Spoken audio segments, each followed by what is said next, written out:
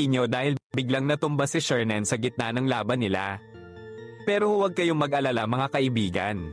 Alam naman nating naging artista yan si Shernan kasama ni Coco Martin sa Probinsyano.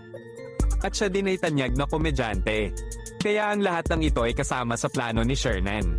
Kaya naman ang laking gulat ni Sinyo nung pagkatumba ni Shernan sa unang round niya. Kaya ang nararamdaman ko ng lahat. Medyo hindi gaanong marinig linya ni Sinyo dahil sa ingay ng crowd at basag yung pagkasagap ng boses nila dito. Kaya sasabihin ko na lang sa inyo. Sinabi ni Sinyo dito na. Kaya plinano namin to ng dahan-dahan. Sinun sa sayang, sinun naman kay Sherdan. Parang sinun ka sa isa pwede magbabagsahan. Tipsy dun kay Mzite. Sinyo kay Shernan. Parang Chito Francis Glock. Kasi isa-isa kayong magbabagsakan. Ni-reference ni Sinyo yung kantang bagsakan na kinanta ni na Chito Miranda, Francis M. at Glock 9.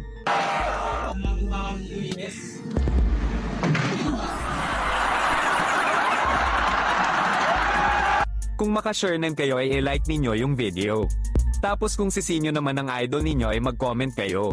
Subscribe kayo kung gusto nyo ng mga ganitong topic about sa Pinoy hip-hop industry.